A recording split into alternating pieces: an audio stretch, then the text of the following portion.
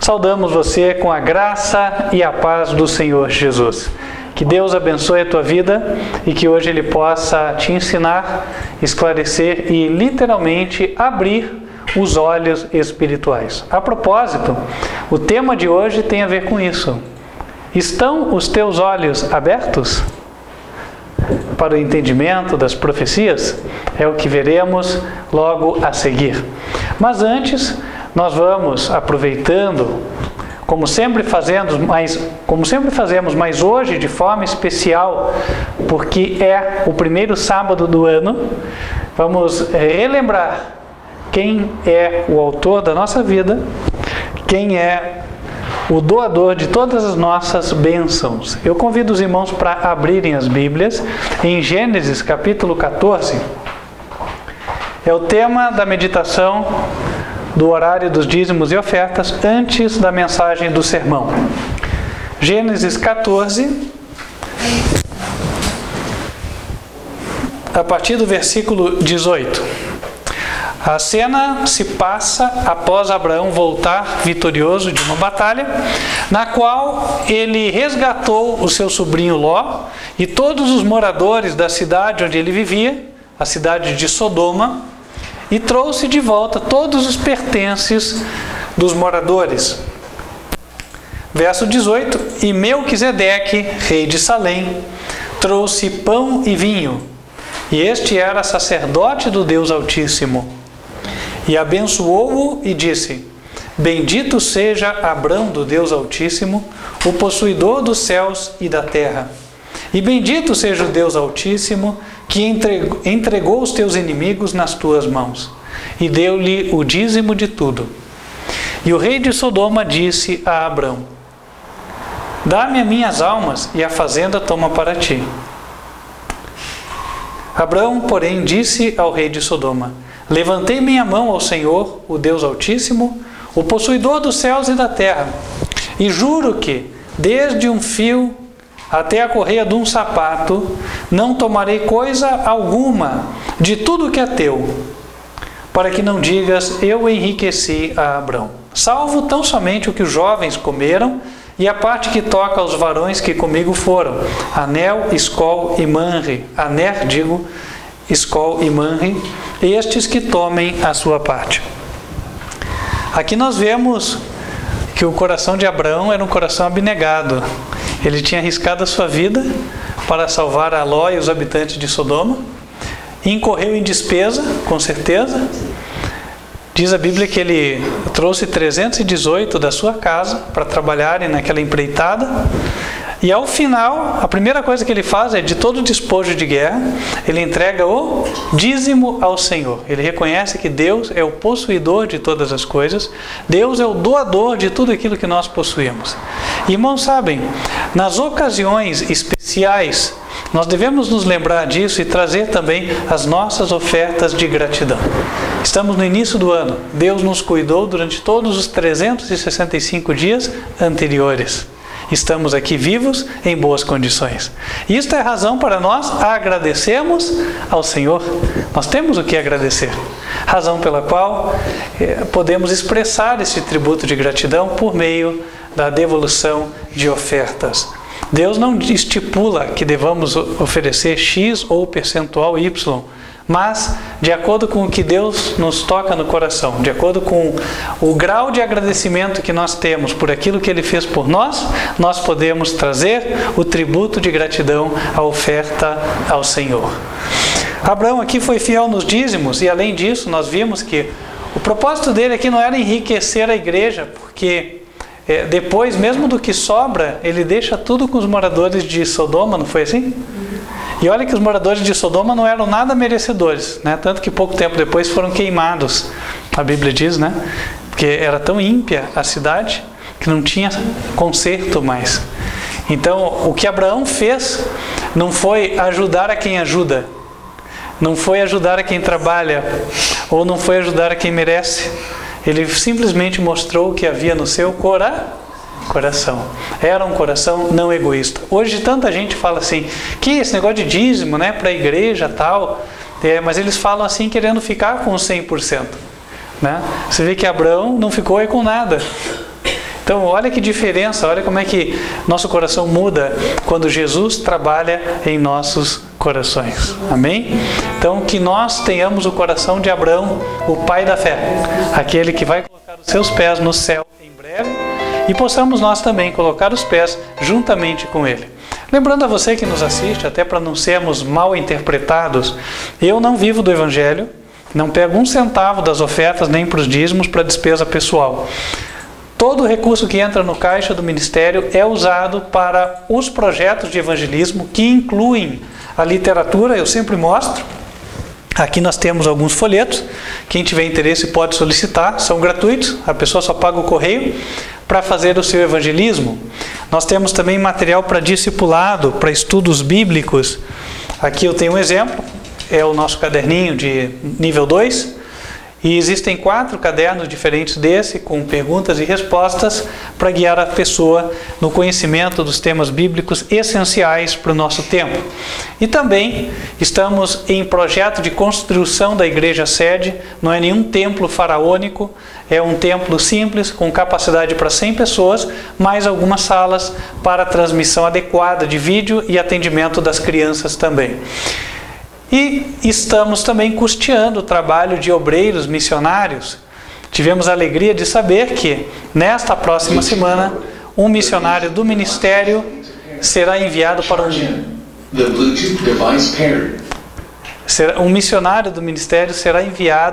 para um novo país na África, Angola, onde temos irmãos interessados.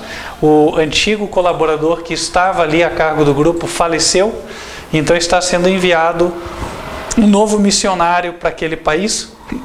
Desde já peço aos irmãos orações por este missionário.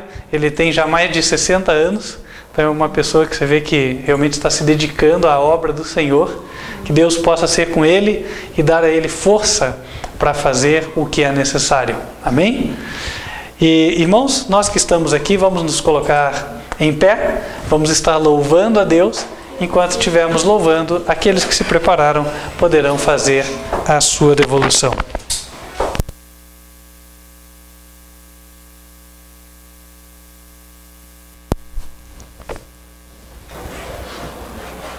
Audio input.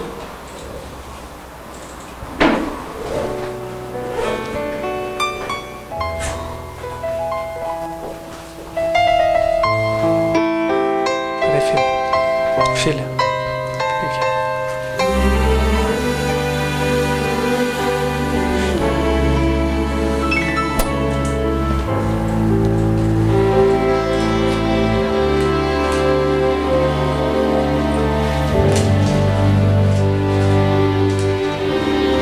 meu melhor momento foi quando com Cristo tive um encontro que jamais esquecerei. Da vida cansado, do mundo perdido, então a sua doce voz eu escutei.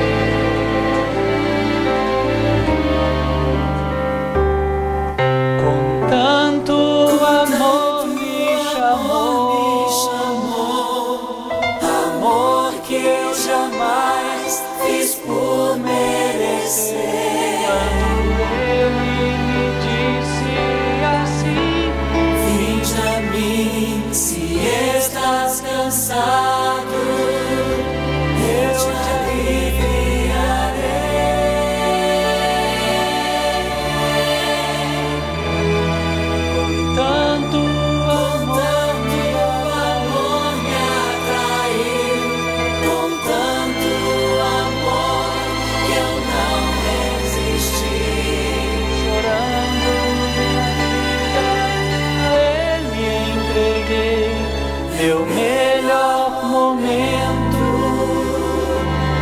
foi quando o encontrei.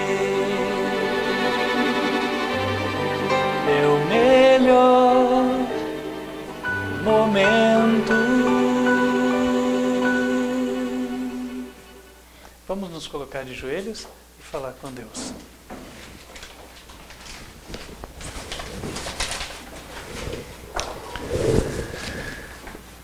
Santo e bom Deus, que nos altos céus habitas, queremos te agradecer por mais um ano que se passou, onde o Senhor esteve cuidando de cada um de nós, protegendo-nos, de tal forma que hoje pudemos nos apresentar diante de Ti em boas condições. Te agradecemos também porque tens dado o suficiente para cada um e temos podido trazer o nosso tributo de gratidão na Tua salva, em dízimos e ofertas. Cientes estamos de que o Senhor não precisa de nada, pois é dono de tudo. Mas aqui também viemos em obediência à Tua ordem, para que manifestássemos a nossa gratidão de forma material, por meio dos recursos trazidos à casa do tesouro. Pedimos a Deus que o Senhor, conforme a Tua promessa, venha abençoar a cada um dos que assim o fizeram pela fé e também abençoar os que nos assistem pelo vídeo e também têm buscado cooperar contigo e a Tua obra. Em especial, guia-nos neste ano a fazer a Tua vontade, a não nos desviarmos dos Teus caminhos. Agora que vamos abrir a Tua palavra, pedimos que o Senhor venha conceder ao Teu povo sabedoria para compreender e disposição para pôr em prática os princípios da verdade eterna. E unjas-me, ó Deus, com o Teu Espírito, para que não seja eu, mas o Senhor venha falar ao Teu povo, esclarecendo os mistérios da Tua vontade. Amém. Pedimos estas bênçãos em nome de Cristo Jesus. Amém. Amém. Irmãos, a mensagem de hoje, ela tem o propósito de esclarecer um tema. Esse tema que é proposto na forma de uma pergunta: está você hoje com os olhos abertos para entender as profecias? E a pergunta é adequada, conforme nós iremos verificar pela Bíblia. Nós não estamos falando da visão física, nós estamos falando de uma outra visão que será explorada aqui no estudo da palavra. Para isso eu convido os irmãos para abrirem no Evangelho de João, capítulo 9. A Bíblia ali trata de uma ocasião na qual Jesus viu um homem o qual ele tinha curado de cegueira. Enquanto vocês acham, eu vou dar um recado para quem está nos assistindo no vídeo. Pode ser que você tenha sido convencido por Deus de que aqui é a casa do tesouro e eu me esqueci de te dar o caminho sobre como você faz para saber como enviar dízimos e ofertas para este ministério. Nós não temos divulgado a conta pelo vídeo, mas nós divulgamos o e-mail. Aí você entra em contato e nós vamos te dar as direções, tá? O nosso e-mail é contato@advertenciafinal.com.br. Agora sim, em João capítulo 9,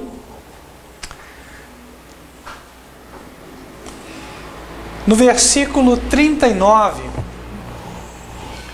nós vemos as palavras de Jesus dizendo: eu vim a este mundo para juízo, a fim de que os que não veem, vejam, e os que veem, sejam cegos. Aqueles dos fariseus que estavam com ele, ouvindo isso, disseram-lhe: também nós somos cegos?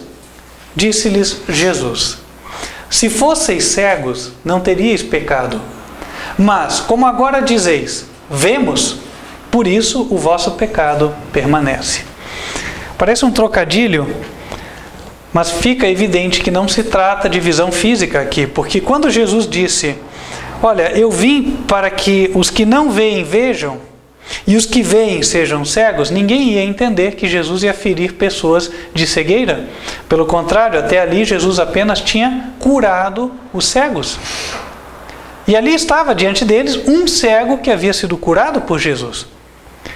E aí os fariseus falam, então nós somos cegos? Eles entenderam que Jesus não se referia à cegueira física, mas sim à cegueira espiritual.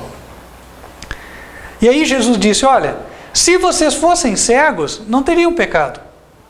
Mas como vocês dizem que veem, então vocês estão permanecendo no vosso pecado. A ideia aqui não é quem é cego ou não, mas quem diz que vê ou não. Quem acha que enxerga. Dizer ou ser cego no sentido do que Jesus falou aqui, é dizer para Deus, Senhor, eu não vejo, abra os meus olhos. Senhor, eu não consigo enxergar. O salmista disse, desvenda os meus olhos para que eu veja as maravilhas da tua lei. Então a ideia é, Senhor, abre a minha mente para que eu possa compreender.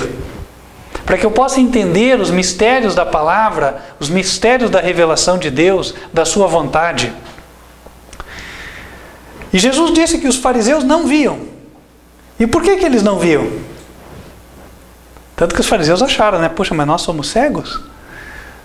Por que eles não enxergavam? Porque eles não achavam que precisavam aprender nada. Eles achavam que eles eram os mestres e que eles tinham que ensinar, não tinham que aprender. Por essa razão estavam cegos. Por outro lado, existiam aqueles que queriam aprender.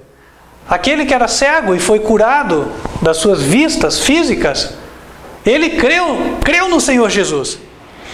No versículo 35, Jesus ouviu que tinham expulsado aquele cego, expulsado da sinagoga, e encontrando-o, disse-lhe, crês tu no Filho de Deus? Ele respondeu e disse, quem é ele, Senhor, para que nele creia? E Jesus lhe disse, tu já o tens visto, e é aquele que fala contigo.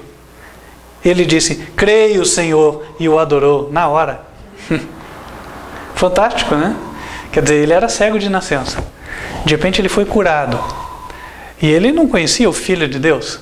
Mas de repente o Filho de Deus se revelou a ele. Jesus falou, sou eu que te curei das vistas, eu sou o Filho de Deus. Você crê? Creio. Na hora ele já se prostrou. Este era um cego que passou a enxergar, no duplo sentido. Tanto no sentido físico, quanto no sentido espiritual.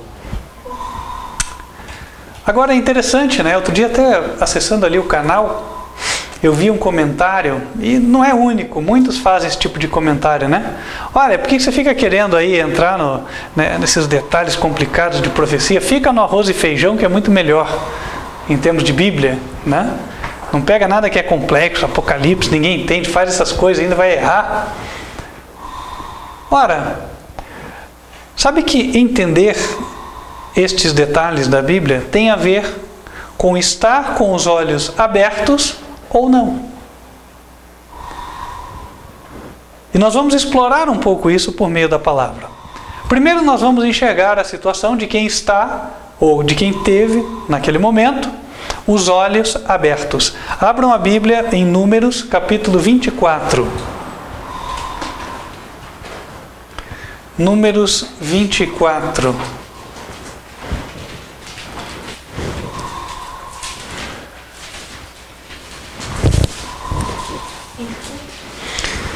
Ali nós vamos encontrar algumas palavras ditas por Balaão, que era profeta de Deus, mas infelizmente acabou se apostatando mais tarde. Nessa época aqui ele falou, inspirado pelo Senhor, como leremos. Números 24, versículo 2. E levantando Balaão os olhos, e vendo a Israel, que habitava segundo as suas tribos, veio sobre ele o Espírito de Deus. E alçou a sua parábola e disse, fala Balaão, filho de Beor, e fala o homem de olhos abertos. Fala aquele que ouviu os ditos de Deus, o que vê a visão do Todo-Poderoso, caindo em êxtase e de olhos abertos. Aqui ele diz que tem os olhos abertos, porque ele vê a visão do Todo-Poderoso. Ele foi habilitado a ver como Deus via, a entender as coisas de Deus.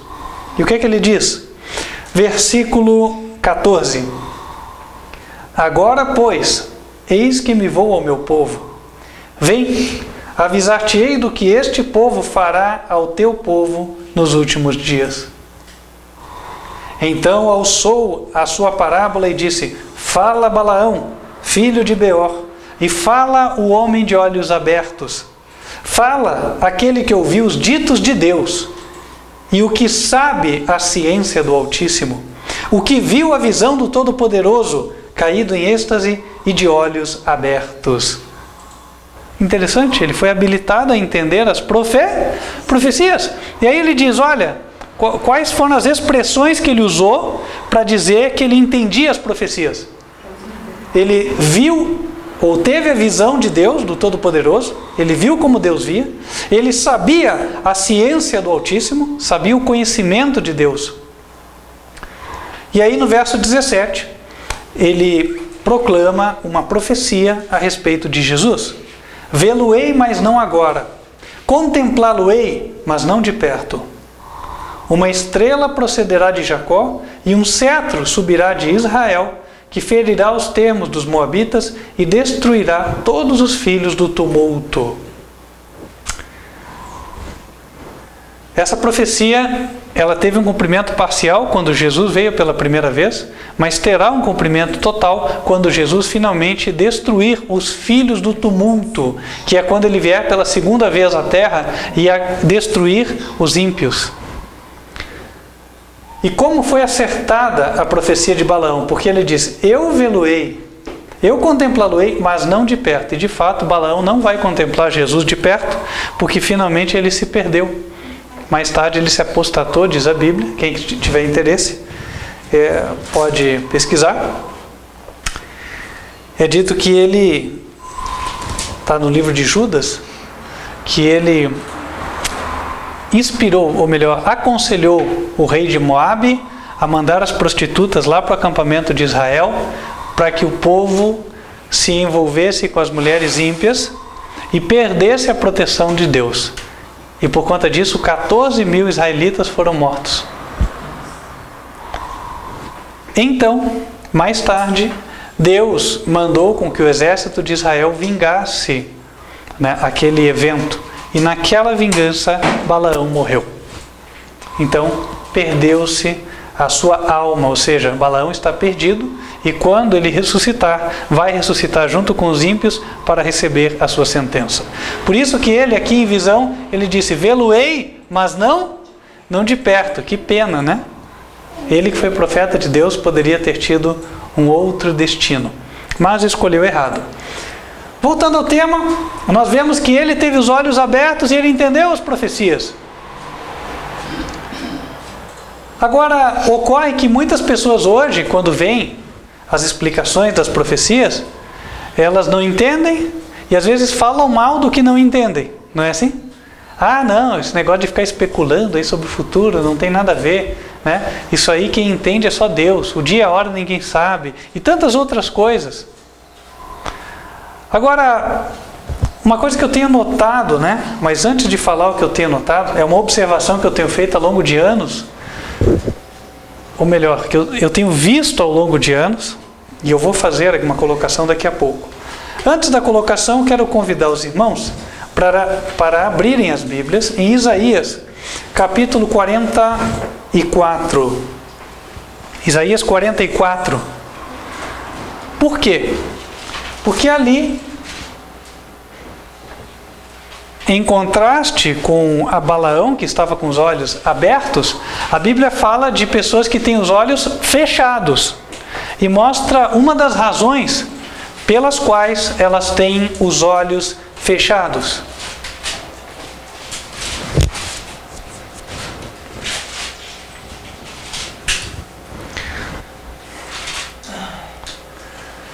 Isaías 44, versículo 18.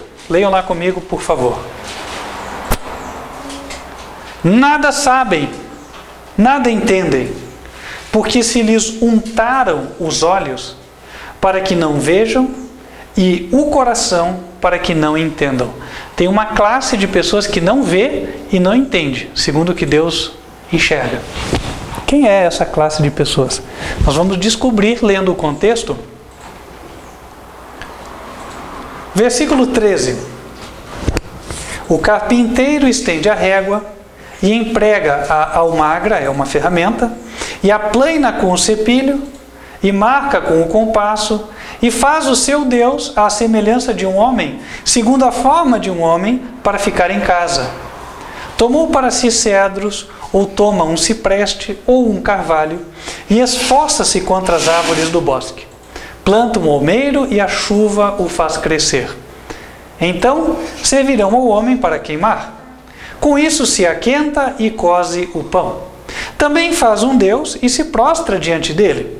Fabrica uma imagem de escultura e ajoelha diante dela. Metade queima, com a outra metade cozinha. Assa e farta-se. Também se aquenta e diz: ora, já me aquentei, já vi o fogo. Então, do resto da madeira, faz um Deus, uma imagem de escultura. Ajoelha-se diante dela e se inclina. E lhe dirige a sua oração e diz: livra-me, porquanto tu és o meu Deus. Nada sabem, nem entendem, porque se lhes untaram os olhos, para que não vejam, e o coração, para que não entendam. E nenhum deles toma isso a peito, e já não tem conhecimento, nem entendimento para dizer: metade queimei e cozi pão sobre as suas brasas, e assei sobre elas carne e a comi. E faria eu do resto uma abominação? Ajoelhar-me-ia ao que saiu de uma árvore? Apacenta-se de cinza, o seu coração enganado o desviou, de maneira que não pode livrar a sua alma, nem dizer: não há uma mentira na minha mão direita? Ora, irmãos, até hoje, isso é um costume muito comum, né? Então, aqui até há uma sátira feita a esse hábito. Por quê? Olha, a pessoa vai lá, corta um pedaço de madeira, e a madeira tem vários usos. Um deles é cortar um pouquinho e usar de lenha. Então joga no fogão, se aquenta, certo? Faz a comida, cozinha, etc. e tal. O resto, que é uma outra parte da madeira, ele vai lá com todo cuidado, né? Esculpe, faz uma imagenzinha, e aí ele vai se ajoelhar, vai fazer promessas ali para a imagem, certo? E aí Deus fala assim, ele faz isso, pois então o olho dele está untado. O que é untado? Untar é você botar alguma coisa que ele não pode enxergar mais, está fechado. O olho está fechado, ele não enxerga, ele não vê. E o coração passa a ficar também untado, ele não entende. Como isso é verdade? Eu vejo assim pelo canal, né? É estatístico. Nesses anos todos, nós estamos há quase 20 anos pregando já as profecias, e eu vejo, né? A maior parte dos que abraçam a mensagem são vindos de vertente evangélica ou de vertente nenhuma. Muito difícil católicos abraçarem. E por quê? Porque a Bíblia diz aqui, quem adora a imagem, ele está o quê? Com o olho untado. Não consegue enxergar. Não enxerga. Existe também uma outra classe de pessoas que está com o olho fechado. Essa nós já vimos, aquela lá dos fariseus. Quem acha que sabe. Né? Uma vez a gente foi entregar os folhetos, né? Me lembro, meu filho entregando, e a pessoa falando: eu já tenho conhecimento. Bom, ele acha que já sabe. Se ele acha que já sabe, não quis pegar o folheto, então ele não recebe nada novo. Correto? Pode ser que ele não conhecesse aquilo que estava no folheto, eu não sei. Né? Mas uma verdade é, ele perdeu uma oportunidade de abrir os olhos, de conhecer algo. Irmãos, aqui nós vemos como as más práticas cegam os olhos das pessoas, para que elas não enxerguem. No livro de Mateus, capítulo 9, convido os irmãos para abrirem lá, Evangelho de Mateus, capítulo 9.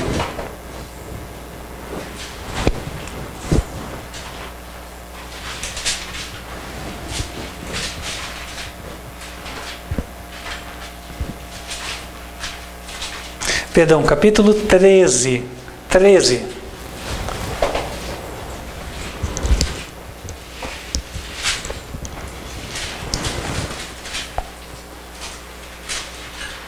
Versículo 15.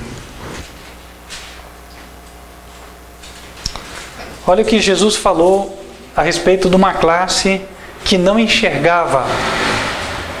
Porque o coração deste povo está endurecido, e ouviu de mau grado com os seus ouvidos, e fechou os olhos, para que não veja com os olhos, e ouça com os ouvidos, e compreenda com o coração, e se converta, e eu o cure. Mas bem-aventurados os vossos olhos, porque veem, e os vossos ouvidos, porque ouvem. Aqui, uma outra razão pela qual os olhos espirituais ficam fechados. No versículo 15 ele disse, ouviu de mau grado com os ouvidos. O que é ouvir de mau grado? Má vontade, não tem interesse, não quer. Então, quando você fala, ainda a pessoa está incomodada, porque ela não quer escutar aquilo ali. Isso é ouvir de mau grado. Então essa pessoa não vai receber benefício da palavra. Isso é a mesma coisa de você tentar semear o grão de milho no chão do caminho. Sabe ali onde fica a passarela da roda do trator, né? Ou então no caminho batido, onde todo mundo pisa, no trilho, no carreiro. Pode jogar a semente ali, vai nascer? Nada, o passarinho vai comer, porque ela vai ficar ali. O solo é duro, a semente não penetra.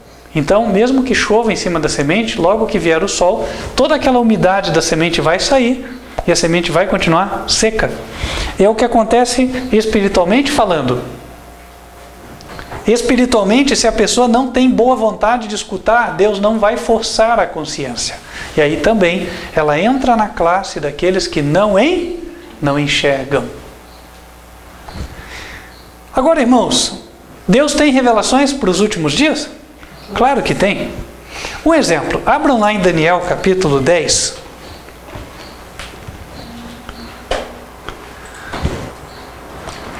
Livro de Daniel,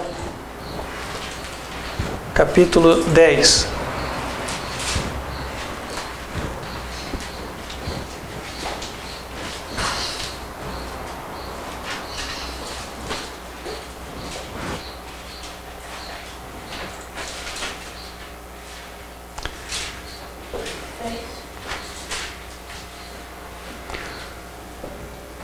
No versículo 12, aqui o anjo fala com Daniel, o profeta. Então me disse, não temas, Daniel, porque desde o primeiro dia em que aplicaste o teu coração a compreender e a humilhar-te perante o teu Deus, são ouvidas as tuas palavras, e eu vim por causa das tuas palavras. Versículo 14, agora vim para fazer-te entender o que há de acontecer ao teu povo nos últimos dias, porque a visão é ainda para muitos dias. Então, o anjo veio para ensinar o que ia acontecer com o povo de Deus nos últimos dias, nos nossos dias. E lá no capítulo 12, que é a sequência, capítulo 12, é a sequência do ensino, da revelação do anjo. Ele diz no versículo 11, e desde o tempo em que o contínuo for tirado e posta a abominação desoladora, haverá 1290 dias. Bem-aventurado o que espera e chega até 1335 dias. Então, olha só, ele dá aqui um período de tempo. Ele fala, olha, vão existir 1290 dias no tempo do fim. E bem-aventurado quem consegue avançar um pouco mais e chegar até 1335. Esses dias vão começar depois que o contínuo for tirado e posta a abominação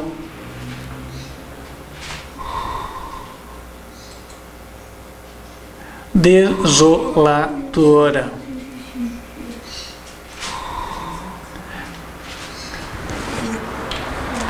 Um dia, irmãos, eu já estive cego para esse texto também. Um dia eu não entendi.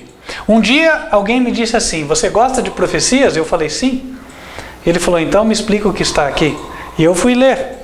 E isso aqui e o hieroglifo egípcio para mim era a mesma coisa, não entendia nada, né? E aí fui orar, fui buscar, né, pedindo a Deus, até o momento em que ele foi esclarecendo, foi revelando.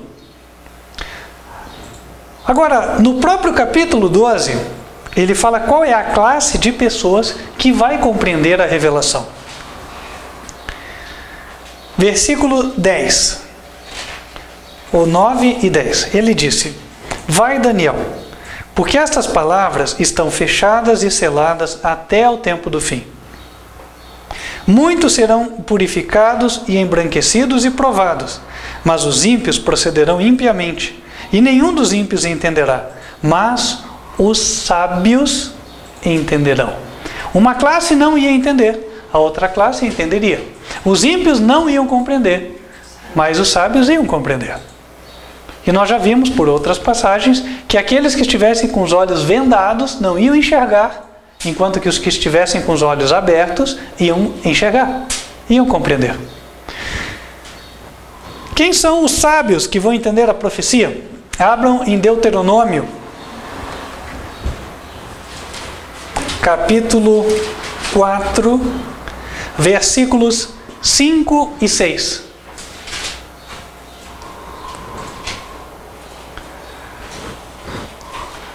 Moisés disse: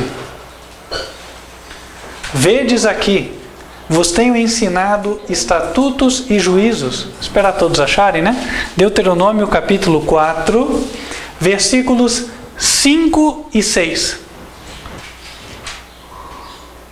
Ele diz assim: vedes aqui, vos tenho ensinado estatutos e juízos, como me mandou o Senhor meu Deus, para que assim façais no meio da terra a qual ides a herdar. Guardai-os, pois, e fazei-os, porque esta será a vossa sabedoria e o vosso entendimento perante os olhos dos povos que ouvirão todos estes estatutos e dirão: só este grande povo é gente sábia e inteligente.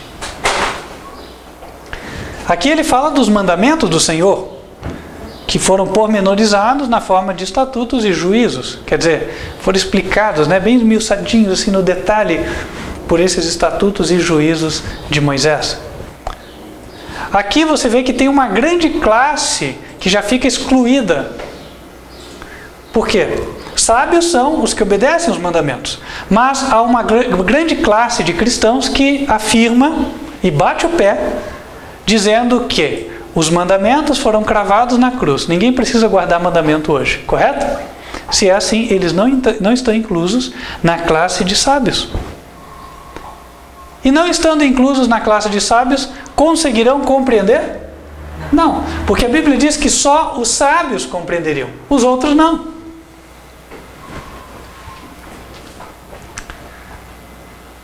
Os guardadores dos 10 mandamentos, estes são os sábios que compreenderão as profecias. É possível entender? É, mas para a maioria das pessoas não será possível. A maioria das pessoas vão nos acusar dizendo: ninguém tem luz sobre isso. Como você diz que pode ter luz? Cada um interpreta a Bíblia de um jeito. Outro dia eu ouvi isso aí, né? E quando eu ouço isso eu penso: nossa, que pena, né? A pessoa não sabe o que está falando. Que coisa absurda. Por quê? Não é que cada um interpreta de um jeito. Se eu te dou um texto de português ali na prova do vestibular, tenta cada um interpretar de um jeito para ver se consegue passar. Consegue? Ué, então que história é essa de que o texto cada um interpreta de um jeito? Então como é que ia ficar o corretor da redação lá no vestibular? Então ele é maluco, né? Porque ele ia ter que aprovar tudo que é tipo de interpretação. Tudo seria válido, não é assim? Então a gente, parece que assim, presume-se que Deus seja, desculpe, mas menos inteligente do que os corretores de prova de vestibular, certo? Por quê? Porque a palavra de Deus pode ser interpretada de 1000 maneiras diferentes. Cada um interpreta do seu jeito e abre a sua própria placa de igreja. Será que seria verdadeiro isso? Claro que não. Ora, assim como qualquer texto, a palavra de Deus admite uma interpretação correta. É a interpretação dada pelo seu autor. Inclusive, isso é estudado. Quem estuda direito, né? A lei não pode ter outro sentido senão a intenção do legislador. Como é que eu interpreto uma lei? De acordo com a intenção que tinham aqueles que a fizeram. Se eu tentar interpretar diferente, eu estou distorcendo as leis, o arrazoado de leis. Então, em lei também não tem essa de cada um interpreta de um jeito, né? Existia muito isso, do juiz, cada cabeça uma sentença, mas está começando a mudar. Por quê? Porque agora estão começando a forçar em cima deles. Olha, não é assim. Aí consolida lá no STF, né? Olha, não, essa lei, a interpretação dela é isso aqui. A partir de hoje está encaixado. Todo mundo tem que seguir aquilo que está lá. Então, se o homem sabe fazer isso, imagine Deus. Né? Outra coisa, a mãe fala em casa, o filho não faz. O que acontece? Bom, se fosse há 30 anos atrás, o couro comia, que a gente fala, né? Quer dizer que a vara ia funcionar. E por que ela faz isso? Porque ela tem certeza de que quando ela falou, a criança entendeu qual era a sua intenção, o que ela quis dizer. E se a criança não fez, é porque ela está em desobediência. O mesmo vale de Deus para conosco. Se Deus falou, Ele sabe que nós somos capazes de entender. Quando Ele disse, por exemplo, Êxodo, capítulo 20, versículo 8, lembra-te do dia do sábado para o santificar. O que Ele quis dizer? Exatamente o que Ele disse. Que o sétimo dia, parece que o dia de repouso é o dia de sábado. Aí no versículo 9 de Êxodo 20 ele acrescenta: 6 dias trabalharás e farás toda a tua obra, mas o sétimo dia é o sábado do Senhor teu Deus. Nele não farás nenhuma obra. Ora, ele esmiuçou, deixou claro. Precisa ser mais claro do que isso? Não. No capítulo 31 de Êxodo, vou convidar vocês para abrirem comigo. Êxodo capítulo 31, versículo 15.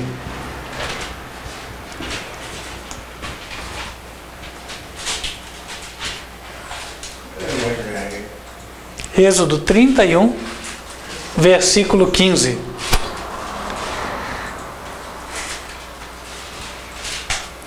Ou desde o 14, porque é tão claro, né?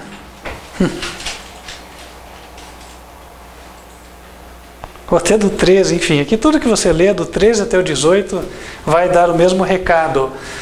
Mas vamos ler lá, desde o 13. Tu, pois, fala aos filhos de Israel, dizendo: certamente guardareis meus sábados, porquanto isso é um sinal entre mim e vós nas vossas gerações, para que saibais que eu sou o Senhor que vos santifica. Portanto, guardareis o sábado, porque santo é para vós. Aquele que o profanar, certamente morrerá. Porque qualquer que nele fizer alguma obra, aquela alma será extirpada do meio do meu povo. Está claro? Alguém diria: mas ele está se referindo aos filhos de Israel. Tudo bem, mas quem estuda a Bíblia sabe que Deus considera como israelita todo aquele que crê. Em Romanos capítulo 2, se vocês quiserem abrir, Romanos capítulo 2, versículos 28 e 29, o Senhor diz, Romanos 2, 28 e 29, porque não é judeu o que o é exteriormente, nem é circuncisão a que o é exteriormente, na carne, mas é judeu o que o é no interior, e circuncisão a que é do coração, no espírito, não na letra, cujo louvor não provém dos homens, mas de Deus. Abram também, irmãos, em Isaías capítulo 56. Olha que interessante o que o Senhor fala aqui.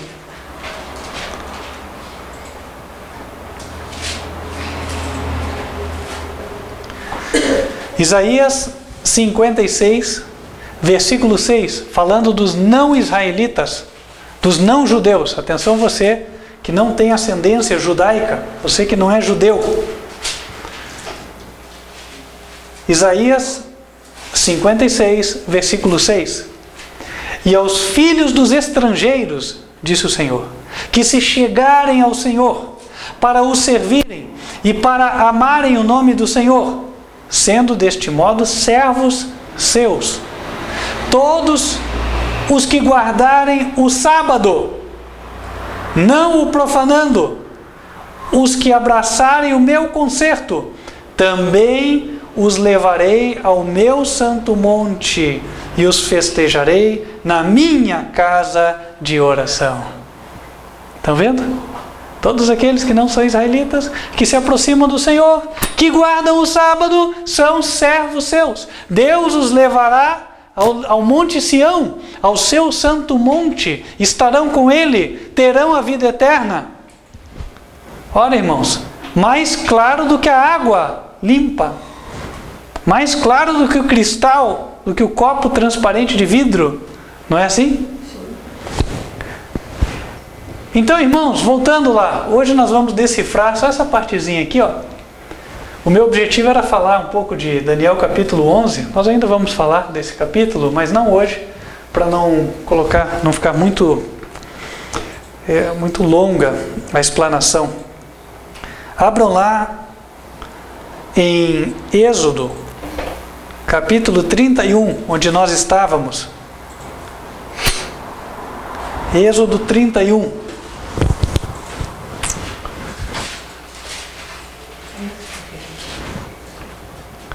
Versículo 16.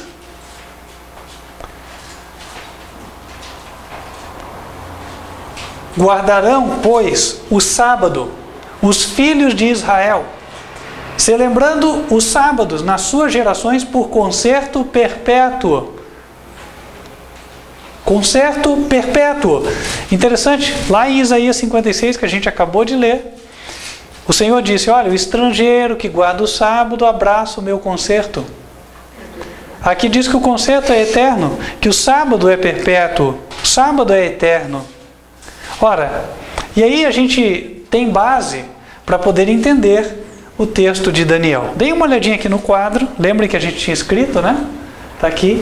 Essas expressões, elas correspondem ao que está escrito lá em Daniel, capítulo 12, versículos 11 e 12. Aqui. Então, lá ele fala que o contínuo será tirado. Uma coisa contínua foi estabelecida para que nunca fosse interrompida. Perpetuamente. Está assim, ó, é como uma linha contínua no tempo. E o sábado corresponde a esse perpétuo, a isso que nunca deveria ser mudado, a isso que deveria ser eterno ao longo do tempo. Se viesse a ser interrompido, não seria mais perpétuo. Se Jesus tivesse cravado o sábado na cruz, ele não seria o perpétuo. Mas isso não aconteceu, a gente sabe, nós vimos evidências aqui. Então, o sábado é o perpétuo, o eterno. Aqui em cima, portanto, quando nós lemos contínuo, nós sabemos que é sábado. Deixa eu ver se está boa essa caneta azul aqui. Não sei se está. Tá. Sábado. Está aqui. Então, o sábado será tirado. No lugar do sábado vai ser colocada uma abominação desoladora. Aqui, irmãos, interpretação de texto em parte nos ajuda, tá? Desoladora é uma coisa destruidora. Desolação e destruição são sinônimos, né? A abominação desoladora é uma abominação que traz a desolação, traz a destruição. Quando acontecer essa abominação, a consequência é que virá a destruição. A destruição que virá nos últimos dias, nós já estudamos várias vezes, só vou escrever aqui, vão ser as 7 pragas do Apocalipse.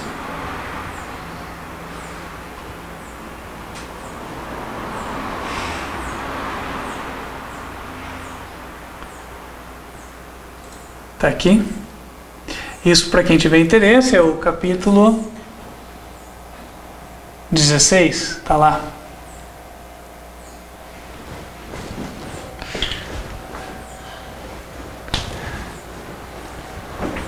Fica melhor aqui ler, né? E aí? Então, 7 pragas de Apocalipse, capítulo 16. Então, essa é a desolação que vai acontecer. Vou botar uma flecha, né? Indo para lá. Pronto. Agora, qual é a abominação? Aqui nós vemos que os eventos estão interligados, né? A Bíblia diz: quando o contínuo for tirado e, que tem o sentido de mais aqui, posta a abominação desoladora.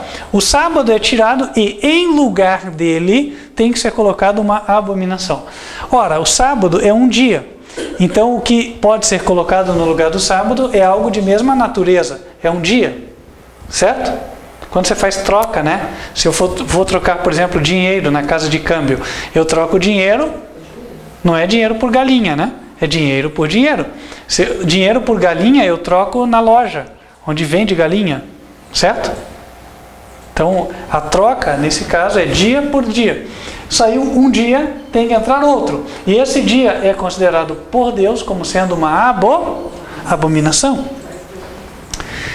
No livro de Ezequiel, Deus, ele denuncia como sendo abominação de forma especial o culto ao sol, ao astro sol. Muita gente cultuava o sol. Ezequiel capítulo, 8. Versículo 15. E disse: viste, filho do homem, verás ainda abominações maiores do que estas. E levou-me para o átrio interior da casa do Senhor, e eis que estavam à entrada do templo do Senhor, entre o pórtico e o altar, cerca de 25 homens, de costas para o templo do Senhor, e com o rosto para o oriente, e eles adoravam o sol, virados para o oriente.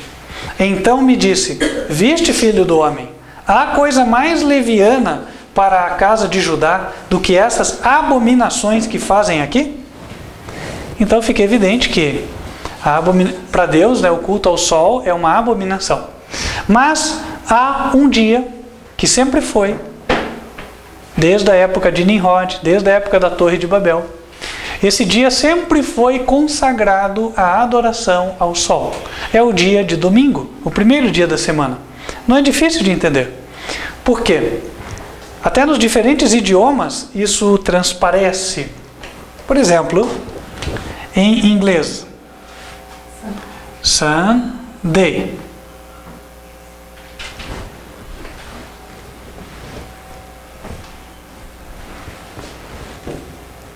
Sun é sol, day é dia. Então, em inglês, Sunday.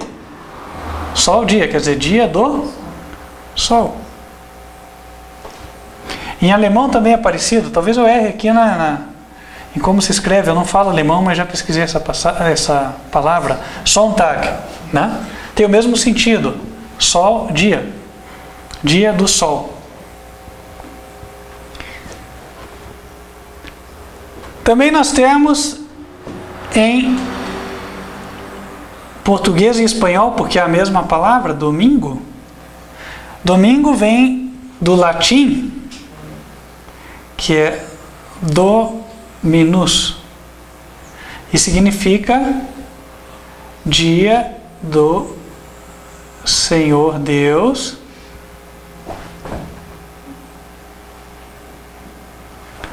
o sol.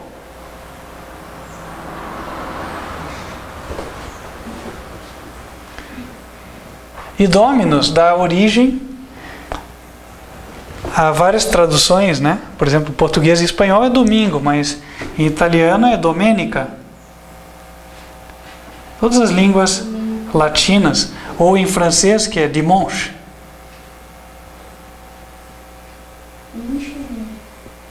Está aqui. Todos eles derivam de Dominus. Está aqui. Tem algumas outras línguas que também têm origem no latim, né? Por exemplo, o polonês, o romeno também tem origem no latim. Enfim, são daí já mistura, né, dos povos eslavos, mas enfim, todos eles partem do mesmo. E na maioria dos idiomas, né, o primeiro dia da semana representa dia do Senhor Deus, o Sol. Por que isso aconteceu? Você vê que em diferentes idiomas tem o mesmo significado, o primeiro dia da semana. Por quê? Diz a Bíblia que o povo falava uma língua só no planeta Terra. E eles se reuniram para construir a Torre de Babel, que é uma torre que foi construída em desafio às ordens de Deus, contra a vontade do Senhor. O que Deus fez? Desceu, destruiu a torre e confundiu a língua. Está em Gênesis capítulo 10. Quando ele confundiu a língua, todo aquele povo que estava reunido ali tinha uma religião só. Eles adoravam a Nimrod e criam que Nimrod morreu, o espírito dele reencarnou e se tornou o deus Sol. Semiramis, que era ao mesmo tempo mãe e esposa de Nimrod, foi considerada a deusa Lua. E o filho deles, Tamuz, o Deus Menino Redentor. A propósito, Tamuz nasceu no dia 25 de dezembro. Então, quando as pessoas, né, falam, olha, eu sou cristão, eu comemoro o Natal, não sabem o que estão falando. Né? Dia 25 de dezembro era o dia do natalício. A ideia é o dia do nascimento de Tamuz. Aí tem tudo a ver, né? Por exemplo, a árvore de Natal, por que ela tem bolas vermelhas? Porque os seguidores de Tamuz matavam os cristãos e penduravam as cabeças no pinheiro, na árvore. Então, as cabeças estavam cheias de sangue, a cor vermelha. E aí vem a ideia das bolas vermelhas de Natal. Então, veja só como é que hoje, né, as pessoas estão confundidas, confusas. Aí ela pega, arma o pinheirinho em casa e acha lindo, né? Olha que lindo o pinheirinho e tal. Mal sabendo que aquilo, na verdade, é uma cerimônia que relembra todas aquelas atrocidades que eram cometidas contra os cristãos. Os cristãos eram degolados. Coisa que vai voltar a acontecer nos últimos dias. O Apocalipse fala, os cristãos voltarão a ser degolados. Está lá para quem tiver interesse em ler Apocalipse, capítulo 20. Os degolados por causa da palavra do Senhor. Então tanta gente acha, né? Ai, que lindo Natal. Ai, não posso deixar minhas crianças de fora. Imagina uma data tão importante, né? Tão diferente. Eles vão ver tantas coisas bonitas. Mas nem tudo que reluz é ouro. Certo? Nem tudo que reluz é ouro. E há muitas coisas que parecem boas no mundo e que nós podemos e devemos passar sem elas. Está aqui. O dia do Senhor Deus, o Sol. Daniel 12 disse que o sábado, o contínuo, vai ser tirado. E no lugar dele, vimos, vai ser colocado um dia. Qual dia? Que é uma abominação. É o dia de adoração ao Sol. Porque a adoração ao Sol é uma abominação ao Senhor. Então o sábado será tirado e no seu lugar será colocado o domingo. E aí, a partir de então, nós contaremos esse período. O que é que vai acontecer para isso se consolidar? Ora, hoje em dia, você estabelece uma obrigação para o povo mediante uma lei. Né? É o que vai acontecer. Vai haver uma lei universal, uma lei dominical mundial, ordenando as pessoas aguardarem o domingo como dia de repouso. E olha só como o mundo já está caminhando para isso, né? Hoje em dia, qual dia da semana é considerado como feriado, segundo as leis trabalhistas? Domingo. Né? E por que é assim no nosso país? Porque o Brasil nasceu como um país católico. Quem tiver interesse, pesquise a nossa primeira Constituição do regime de monarquia, né? Dom Pedro declarou: a religião do país é católica. Então, o que acontece? Hoje falar o Estado é laico. Mentira. Está só no papel, só para o inglês ver. Porque já foi aprovado, né, o ensino religioso nas escolas. Quem que vai se aproveitar disso? Os padres vão lá ensinar, catequizar os alunos. Então, irmãos, nós estamos vendo já o cerco se fechando.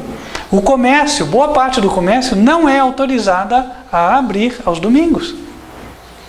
Em várias cidades existem leis proibindo a abertura do comércio aos domingos. O que acontece é que apenas esta lei não é colocada em vigência, não é feito valer o preceito da lei. Por quê? Porque hoje a polícia não está lá forçando. É mais ou menos como aquela imposição do cinto de segurança. Sempre existiu. Mas na década de 90 todo mundo andava tranquilo, né? Sem o cinto. E ninguém levava multa. E a partir de um determinado momento exigiu-se que não, agora você tem que andar de cinto, porque caso não ande, lá vai a multa para você. A mesma coisa vai acontecer aqui. O cerco já está sendo formado. Em breve, será consolidada no mundo uma lei dominical. E a partir de então, nós saberemos que este mundo só tem mais 1335 dias. A partir daí vem a 7ª praga, Deus destrói os ímpios e alguns dias mais tarde, não sabemos quantos, vou colocar uma interrogação ali, Jesus volta. Então, mais um pouquinho para frente, né? Tem uma interrogação aqui. Volta de Jesus. Quando estas coisas vão acontecer? Em breve, nós veremos. Temos de estar preparados.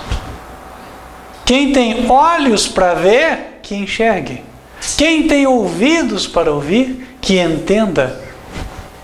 É o que o Senhor disse várias vezes na sua palavra.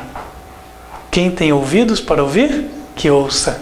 Sim? Você poderia falar que desde quando mais ou menos teve esse anúncio sobre o decreto dominical? Desde quando teve o anúncio sobre o decreto? Sobre a luz, sobre esse decreto dominical. Ah, desde quando temos essa luz aqui? Puxa vida, a gente publicou o livro, foi em 2001? Ou 2002? Sim. Fala-se da lei dominical há séculos atrás, né? Desde os idos de 1800 e tanto, né? Agora, entendemos claramente que a lei dominical é a abominação desoladora aqui, e especificamente que é a lei dominical mundial em 2001. Eu desconheço alguém que tenha entendido isso aqui antes. Muitos já falavam, é a lei dominical, mas tem gente que acha que o marco é uma lei dominical nos Estados Unidos. Quando a Bíblia, ela traz uma mensagem para o mundo, não só para um país. Dá para entender porque que alguns entendiam, né? Porque quem propagava essa ideia de que era uma lei dominical nos Estados Unidos eram americanos. Então é meio óbvio que eles vão achar que é pro lado deles. O americano é muito patriota, né? E acaba que muitas vezes a nossa visão de uma coisa, ela é deturpada pelos nossos valores, né? Pelos nossos preconceitos, entendem? Então, agora não é porque eu sou brasileiro que eu vou entender que o marco aqui é a lei dominical no Brasil, certo? A lei dominical será mundial, né? Bom, muita coisa vem dos Estados Unidos. Os Estados Unidos se tornaram o ponta de lança, né? Tanto da tecnologia, e na área de religião não é diferente, né? Quantas denominações foram estabelecidas lá e de lá vem para cá, né? Mas assim, irmãos, nós que estudamos a Bíblia, nós não podemos nos deixar influenciar por estas questões. A Bíblia foi dada para a humanidade como um legado, tanto para nós quanto para o chinês pagão que é ateu hoje, mas foi dada para ele também. E nada impede que ele chegue ao entendimento. Então, quando eu entender as profecias da Bíblia, eu não posso entender que tudo se aplica só a mim, só ao meu feudo, né? Só que as pessoas que são do meu convívio, ou a minha igreja, enfim. né? Eu preciso entender o que Deus está falando. E se Ele fala que é para todos, certo? Haverá ocasiões onde Ele falará para um povo específico. Nós até poderemos ver isso em outros momentos, certo? Mas, que Ele fala para a humanidade, Ele fala. Então aqui, irmãos, está uma revelação. Quem vai entender? Muitas pessoas podem ver este vídeo, mas quem de fato vai entender e aplicar ao seu coração é quem tem os olhos espirituais abertos, segundo os critérios que nós estudamos aqui. Quem não tem, não vai conseguir ver, vai se tornar um crítico. Mas tudo bem, nós que somos cristãos, temos de nos habituar a receber críticas. Quem não recebe? Né? As críticas não devem nos mover. Por quê? Quem se move ao sabor da opinião pública é o político e não se ancora em lugar nenhum. Não é assim? E acaba que no fim, né, eu não sei se eles têm alguma crise assim, de identidade, né? É possível que alguém tenha, porque quando você não consegue se firmar em nada, né? Você sempre fica assim ao sabor das coisas, uma hora você fica mal com você mesmo. Ninguém gosta de ser camaleão todo o tempo. Né? Nós gostamos de ter o nosso lugar aqui, olha, não, eu sou assim, gosto ou não gosto, eu sou assim, né? Eu faço isso, eu moro aqui, eu creio nisso, enfim, essas coisas nos dão uma estabilidade, né? E ficar sem isso realmente é muito ruim. Graças a Deus nós temos como âncora segura da nossa fé a palavra do Senhor, a Bíblia, não é assim? Nós não estamos vagando ao sabor das opiniões dos homens, ao sabor das opiniões de teólogos, né, ou daqueles que se dizem instruídos, científicos, enfim. Nós estamos com os pés firmados sobre a rocha, que é Cristo Jesus, a rocha da palavra de Deus. E aqui fica o apelo do Senhor. Quem gostaria de ter os olhos espirituais abertos, de estar sempre compreendendo a palavra do Senhor e colocando em prática? Que assim seja, em nome de Jesus. Amém. Vamos nos ajoelhar e falar com Deus.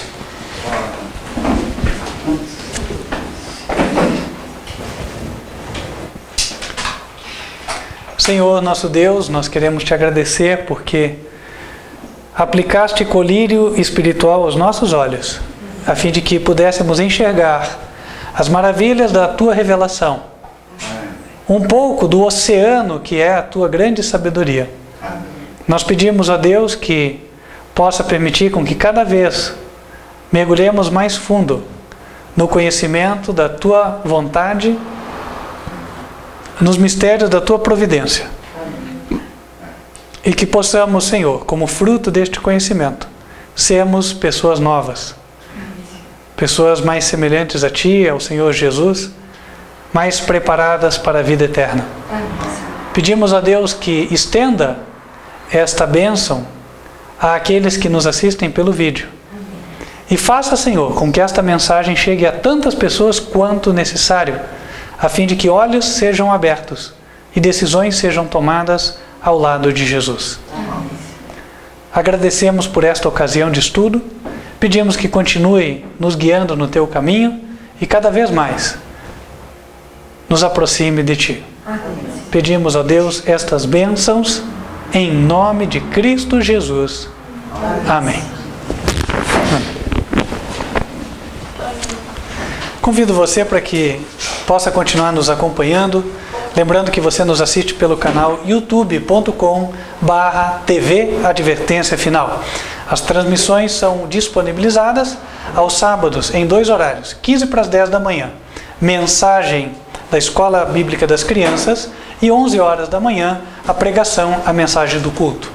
Terças-feiras, 8 da noite, também disponibilizamos vídeos da mensagem do culto. E você tem mais informações sobre o ministério, assim como pode acessar materiais para compra, para que possa fazer mais estudos aprofundados, no nosso site, advertenciafinal.com.br. Eu gostaria ainda de estender o convite para você cujo coração Deus já tocou, você que já vem nos acompanhando e está convencido de que esta é a igreja escolhida por Deus para receber o depósito da verdade na terra, o ministério Quarto Anjo Advertência Final.